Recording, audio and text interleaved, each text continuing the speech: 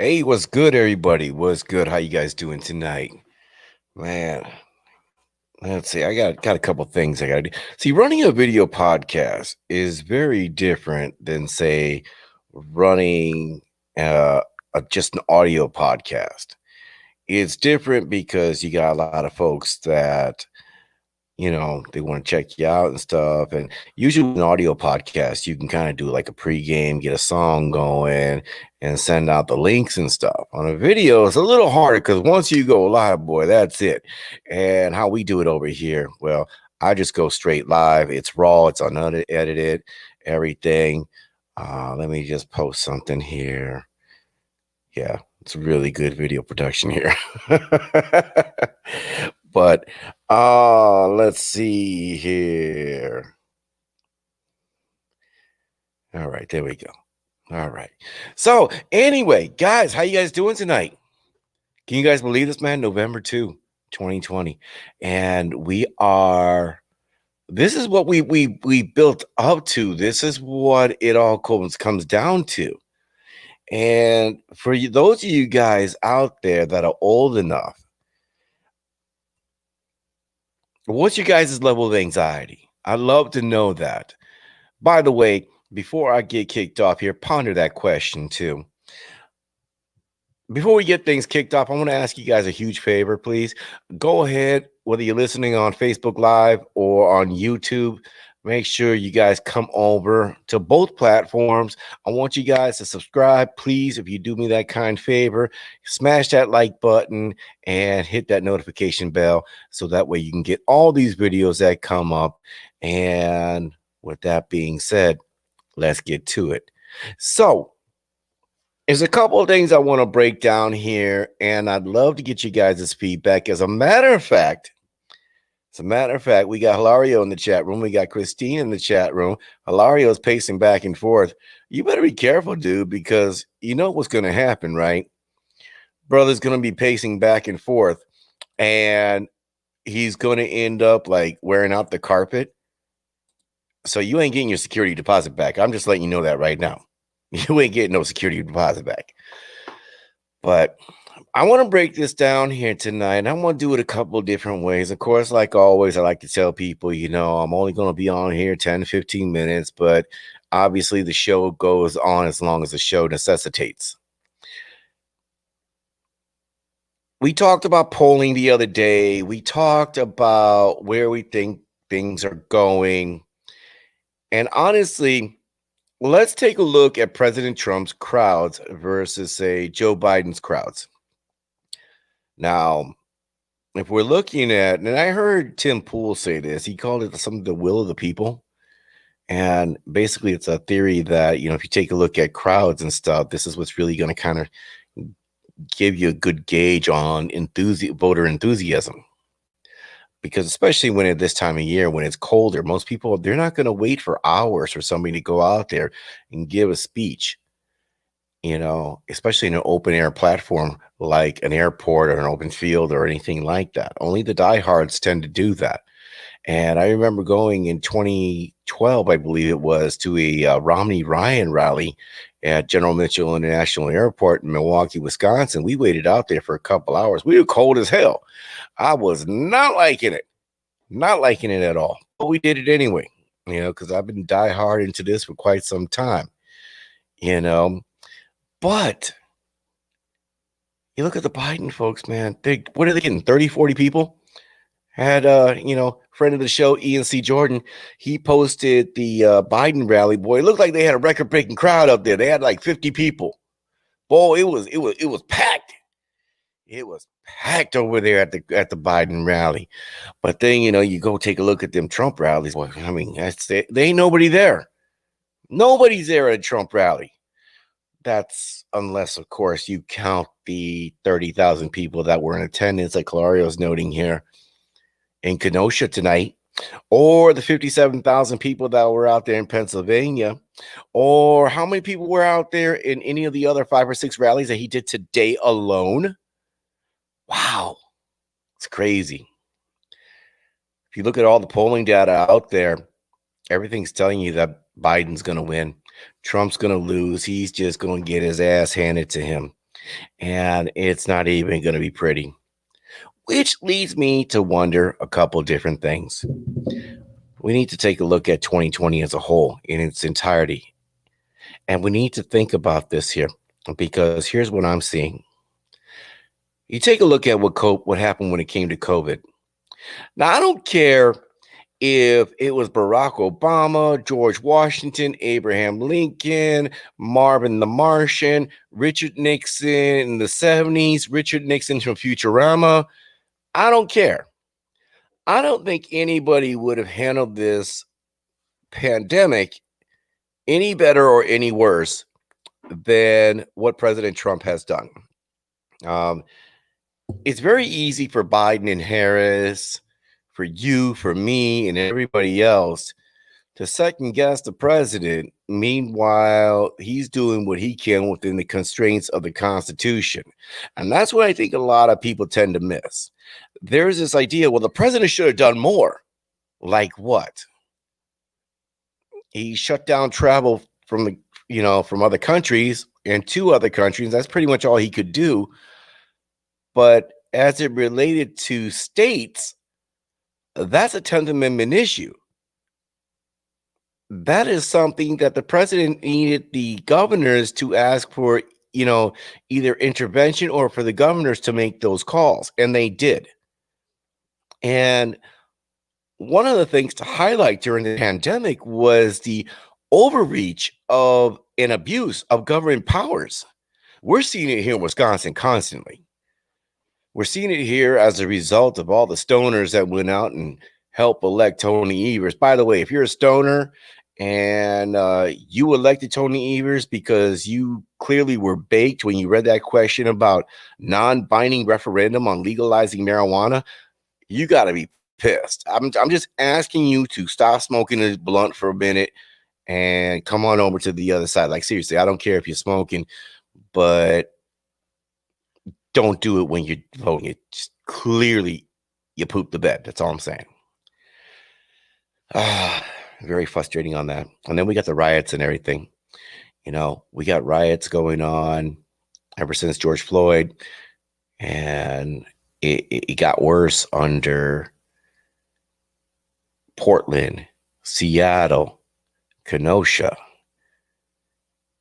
And it was so frustrating watching these Democrat mayors and governors, while not outright condoning, they certainly condoned through their actions. The DAs, everything, everyone else, the people that were releasing folks from jail, Kamala Harris, who was raising money to get people out on bail. I don't know about you, but when you take a look at that, and then you couple that with Joe Biden's creepiness, you couple that with him dropping out of the 88 presidential election because of plagiarism. By the way, you notice everything Joe Biden has done during the campaign has been like the Dollar Tree version of Donald Trump. Because what's Donald Trump? Make America great again. What's Joe Biden? Build back better. It's like this is Macy's and this is Dollar General. It's like, what are you doing over here? Discount Joe Biden. What kind of crap is that? I want to make sure I get into the chat room here because, God, you guys know I love the chat room. You guys always give the best comments. It's been a typical Monday on top of the fact that it's pre-election Monday. 'Twas the night before election night, and all through the states, everyone don't lost their damn minds. Let's take a look. Yeah, so Hilario's pacing back and forth. And it's funny because I really got to wonder what's the level of anxiety for voters right now. This is not my first run at this rodeo. I've done many, many elections, and I got to tell you, even I'm feeling a level of anxiety. Because there is a possibility that Trump can lose the election. There's a possibility he could lose it legitimately. I find that to be highly unlikely. There is a possibility, highly, highly probable possibility, that Trump could lose the election through the various cheating methods that the Democrats have deployed over the last couple years. If you take a look at the 2018 election, look at all those folks that had won their congressional seats, Congress, Senate. Take a look at all those Republicans that won. And within a week or two, it was like all these mail-in ballots were coming in, and all of a sudden they just capitulated whenever a Democrat declared victory. And I was like, wait, whoa, wait a minute. I won this fair and square. How the hell is it that you're getting ballots 3 weeks after the fact? And this is a fear I think a lot of people have going into this current election cycle. And I think it's very well founded. Because you notice the whole idea of mail-in voting never came up, last year, didn't come up the year before. It was always in the states. When you look at 2018, it was in states that already had mail-in ballots, and those individuals that would do it absentee and or otherwise. But it never really became an issue until the CARES Act. Now all of a sudden, Nancy Pelosi and congressional Democrats wanted to put that into the bill. Now, I was a little flabbergasted at that particular point because I'm like, wait a minute. The way they were marketing it at that time was that COVID-19 was this extinction level event virus that was going over here, the type of thing that the next generation of species that was going to take over the planet will make movies about. And you're over here talking about mail-in voting? Where's that making any sense? But I don't know. I'm watching these rallies. I'm watching the way that the Democrats have acted over the last, year, just last year alone. The failure of impeachment, their reaction to COVID, their overreaction to COVID. They're condoning and failure to condemn groups like Antifa, the BLM violence, the racial injustice. The fact that a lot of Democrats, if you take a look at California, and you take a look at the policies that are being laid out there by Bernie Sanders, Joe Biden, the squad, Kamala Harris, which are out and outright racist. I mean, we're talking a repeal of literally things like, no, we'll go ahead and hire you because you're black. We'll hire you because you're Hispanic. We'll hire you because you're a black, Hispanic, trans, midget, whatever. I don't want to throw this out here. I might try this out tonight. Let's throw this out here. We're going to try to see if anybody wants to give a call in. Let's see if it comes in through the air too. So we do have a live call-in number here, 920-376-9400. If you want to call in and be a part of the show, hopefully that'll come across. But yeah, it's all good. Let's take a look here. We got Mary in here tonight, Mary Thompson. Now, Mary was saying that. So I don't know which platform I was watching the Trump rally from, but there were 30,000 people watching this. There's another one. I don't know what it's RSBN. They were, and listen to this. 191,000 people were watching a stream on one streaming platform. It's Brightside Broadcasting Network, I think is what it is. 191,000 people. How many people do you think would typically watch a Joe Biden rally? 4? I think you have more fans than Joe Biden. I probably have more people live right now in the chat room than Joe Biden has at any particular rally. It's kind of crazy. That's wow. 200,000 people, man. That's goodness. Christine Klug here mentioned that the next few days could seem like Christmas. Yeah, but the problem with making it seem like it's Christmas is like, are we getting the good gifts or are we going to be getting like, we getting coal? That's what I'm a little afraid of. Well, I don't know. I wouldn't be afraid of coal. I'd be cool with that because I got a grill and I like coal. So, that's kind of how I get down. Kimberly, how are you doing tonight? Nice to see you here tonight. Right Side Broadcast. That's what it is. Okay. Like I mentioned, we should have had more people come out campaigning for President Trump in Wisconsin rather than pushing for a failed recall election. Here's the thing. When it comes, let's address the recall of Tony Evers. I would love to address that. I am going to keep the coal because you know what? it makes for better cooking. It does. I can't cook with gas. I just no. I can't. The meat just not good. But let's address the recall thing. If you take a look at the people that were doing the recall, it did not really. I do not believe that it took out a lot of stuff. A lot of people say, well, it's pulling resources. What did it pull? Most of the Republican office were putting out the recall sign right on a table, and they'd say, "Hey, are you interested in recall? It's there if you're interested." It really didn't do a lot. In states like Wisconsin, if Wisconsin goes blue again, here's the problem. And I know exactly where you need to lay the blame at. It's on Republican leadership within the state of Wisconsin. See, I live in a very rural area, Wisconsin. I live in an area that has been heavily red, reliably Republican for quite some time. And in our area here, in my county in particular, our county RNC does not exist.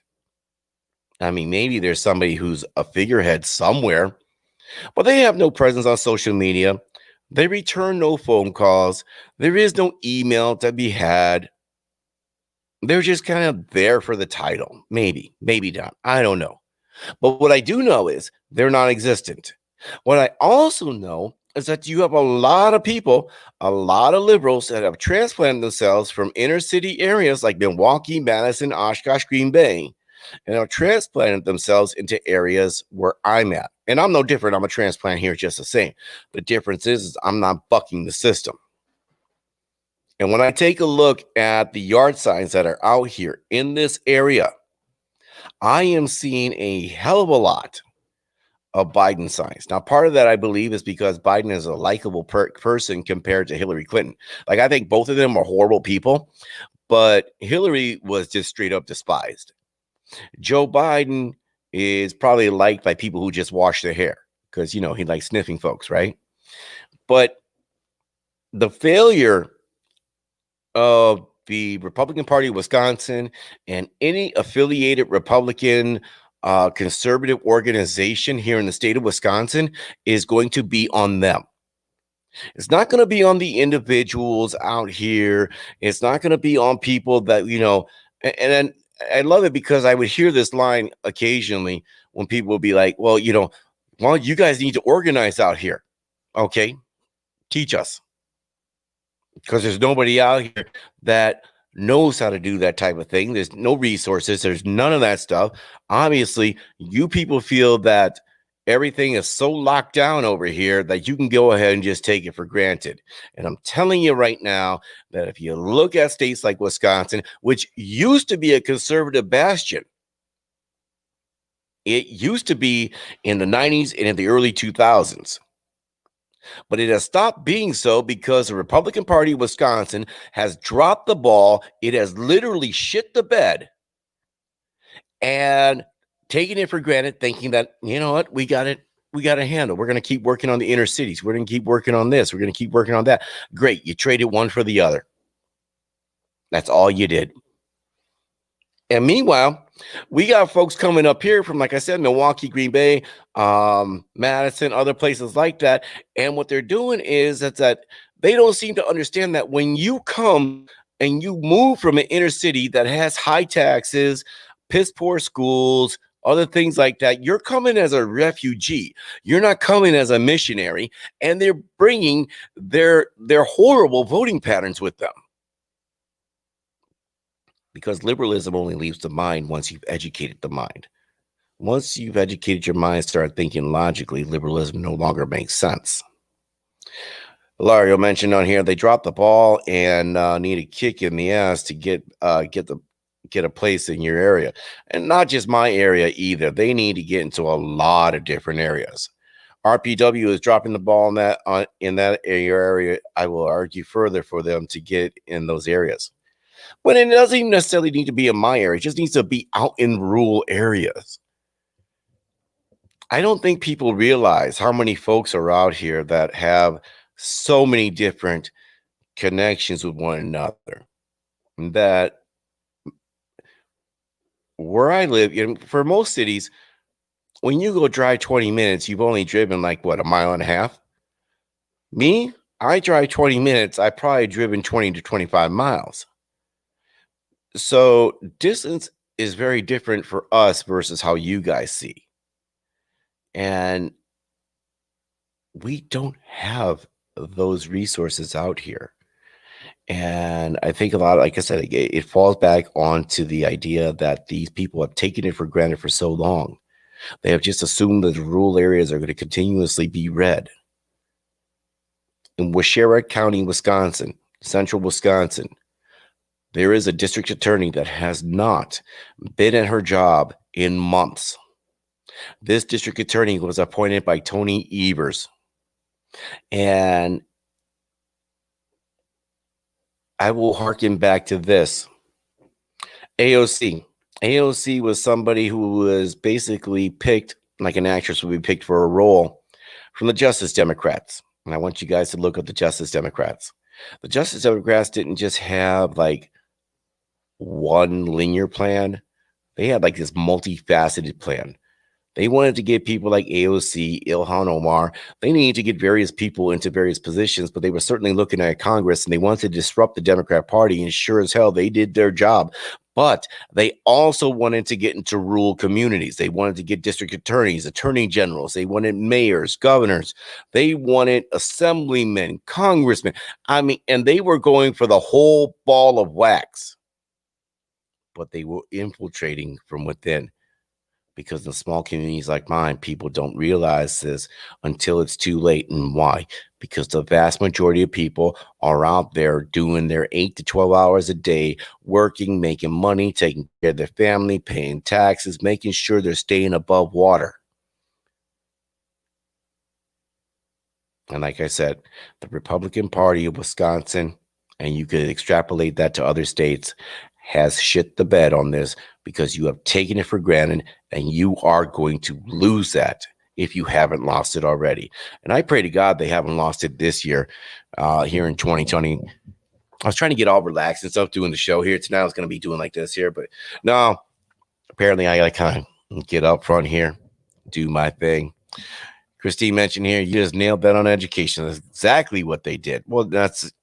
And they use the same playbook over and over and over again. It is really frustrating when you think about that. But clearly it works. It's kind of like that, like a football team. They run an audible like every third play. It's predictable, but clearly it's done the job. And it's done the job really good because that team is winning. You know? So what do you guys think? Who's winning tomorrow? I mean, obviously, I don't think we're going to have a decision tomorrow. I think we should. Any reasonable, logical person will tell you there will be a decision tomorrow. But we know the mainstream media is running interference for the Biden campaign. And they're trying to dictate this idea that, well, it's just an arbitrary date. Nobody really calls elections. We have to wait till every vote is counted. No, never mind to the fact. Patty, how are you tonight? Nice to see you guys tonight. How are you in Bumper doing? Good to see you guys. But we've done this election cycle after election cycle after election cycle. So what are you going to do when there's like 99.9% of the, the voting precinct that's already turned in their ballots? And normally you would call that election after, 40%, 50%, 60%. What are you going to do at that point? If President Trump doesn't get that, it's funny because, social media, they're going over there talking about, if anybody declares anything with Trump being a winner, or if he declares himself a winner, they're going to delete it or ban it or whatever else. So clearly big tech is an issue. And this is something that certainly needs to be dealt with regards to Section 230. Section 230 certainly needs reform.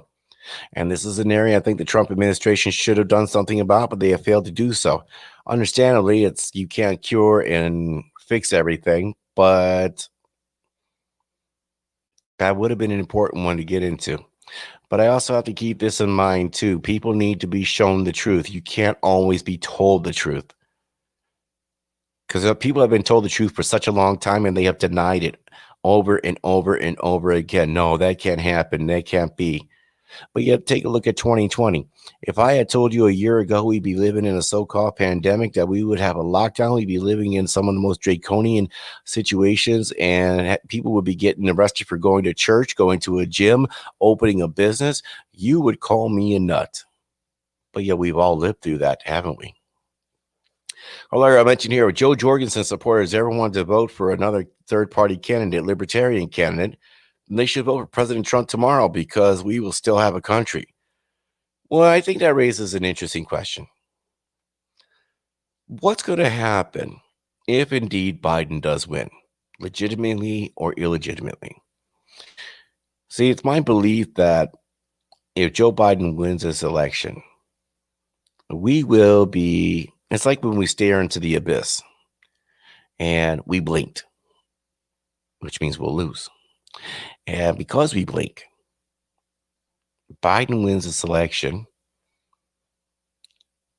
we become America in name only.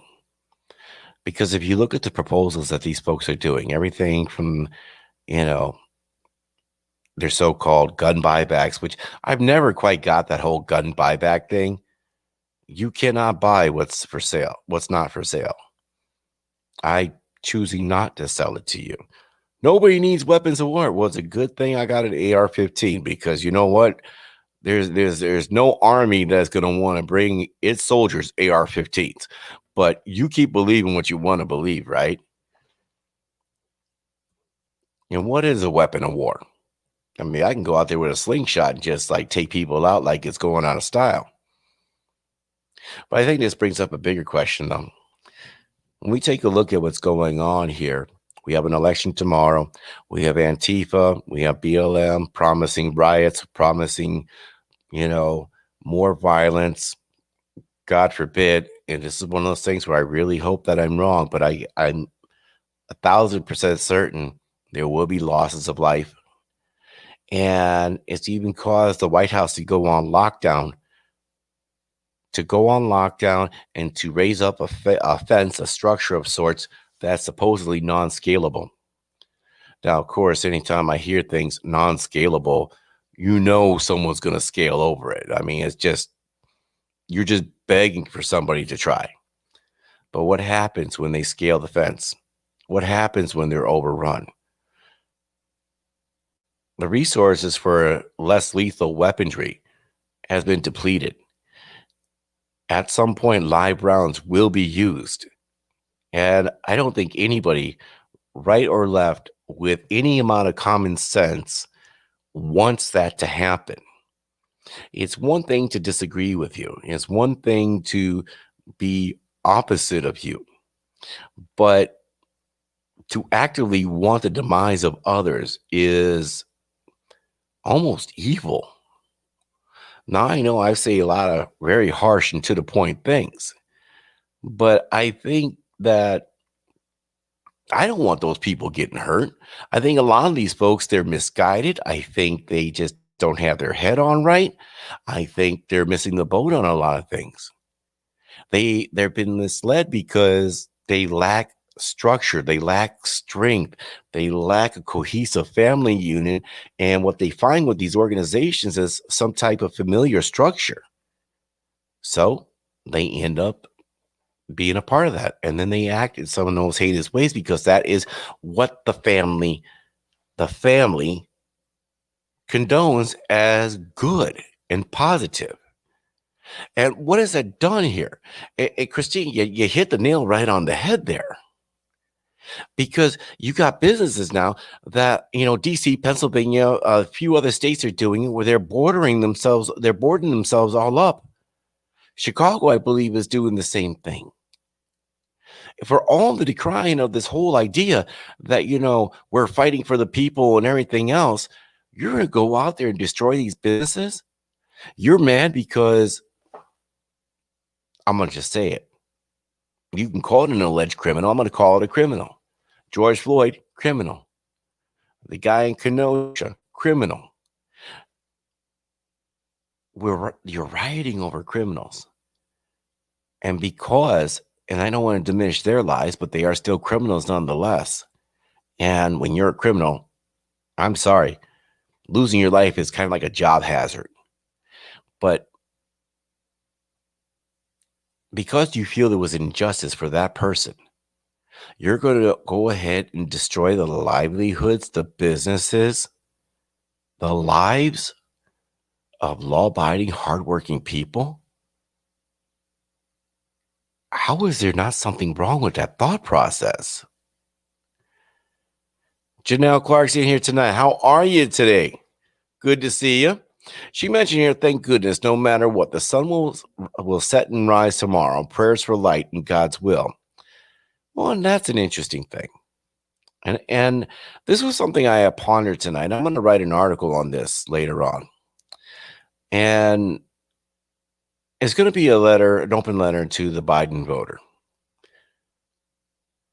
Because one doesn't need to be looking into a crystal ball. One doesn't need to have, have the skill of precognition. I gotta learn how to speak here tonight.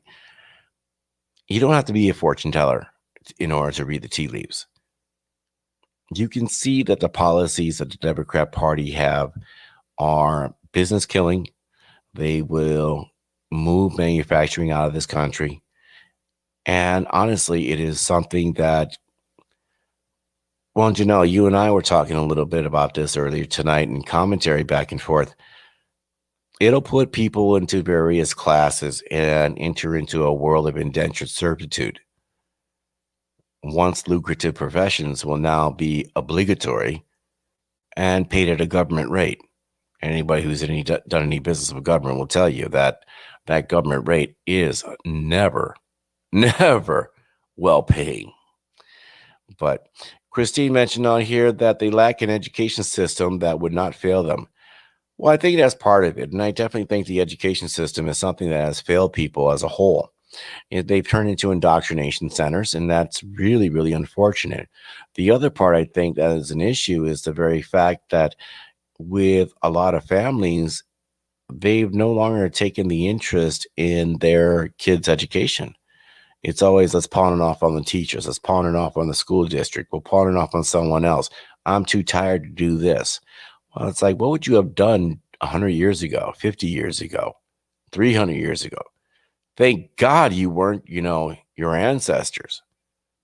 Because those folks not only had to try to educate their kids, but also like fight off saber-toothed tigers and the like, just ridiculous stuff.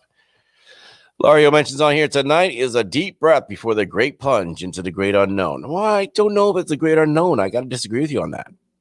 I think there's a few things that are unknown.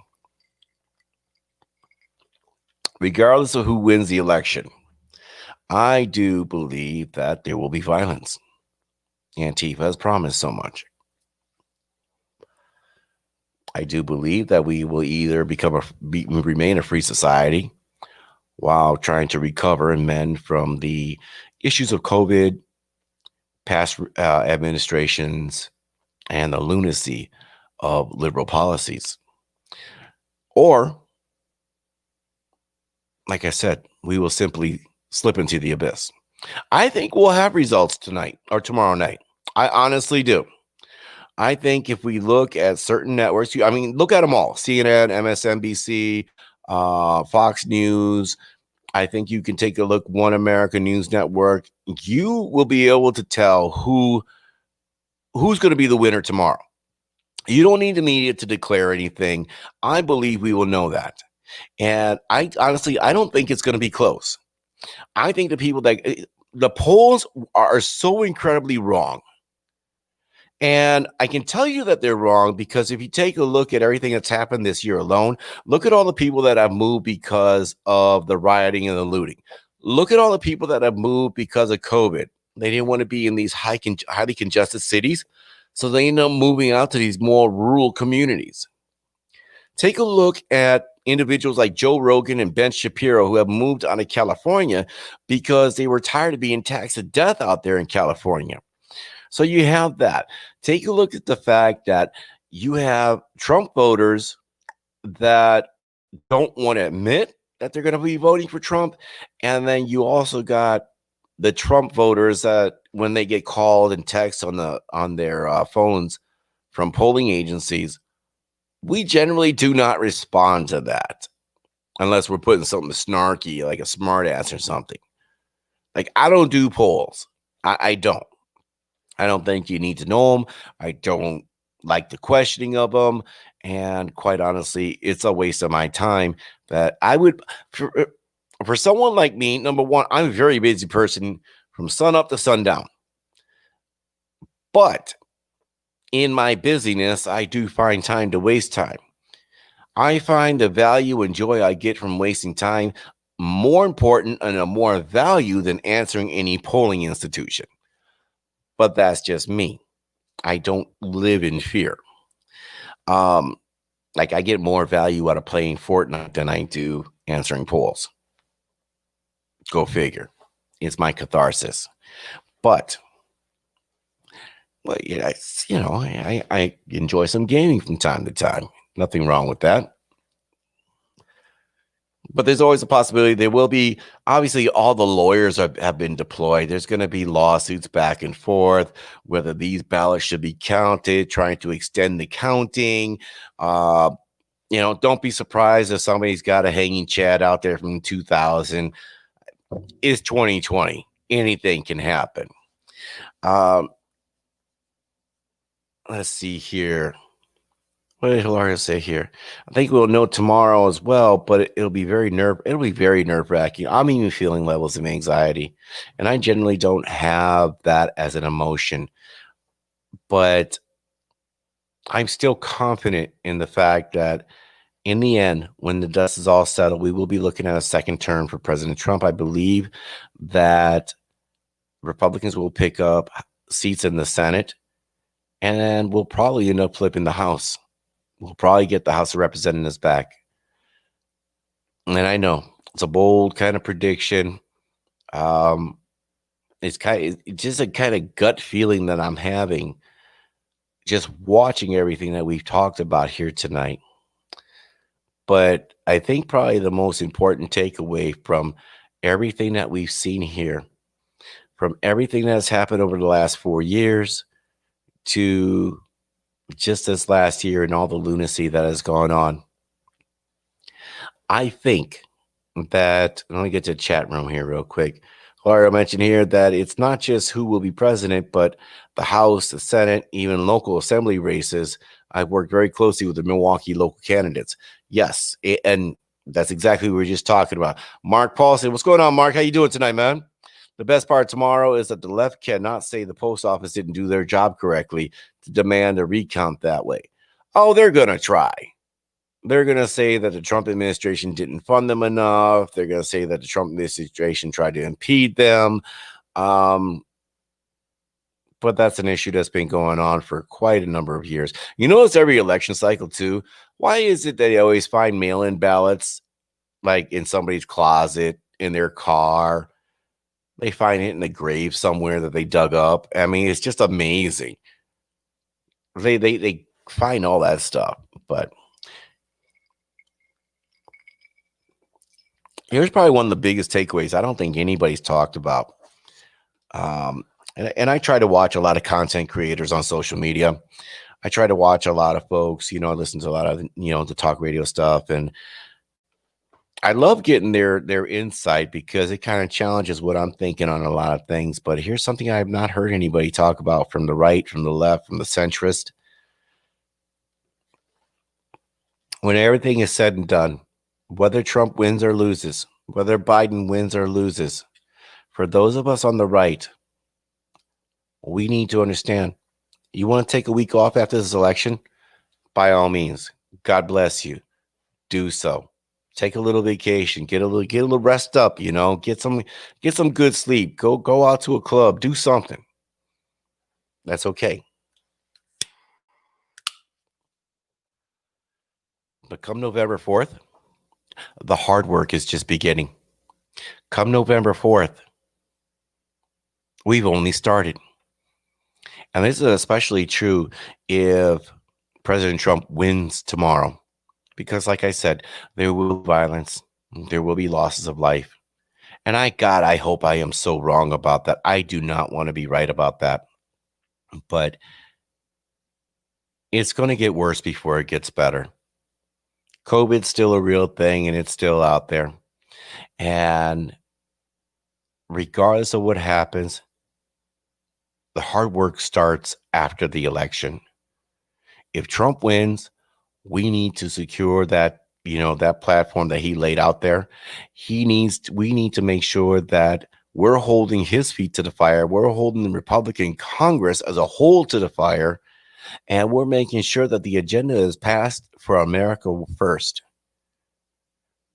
That we work on infrastructure, that we work on, COVID. Tracy, what's going on, brother? How you doing tonight?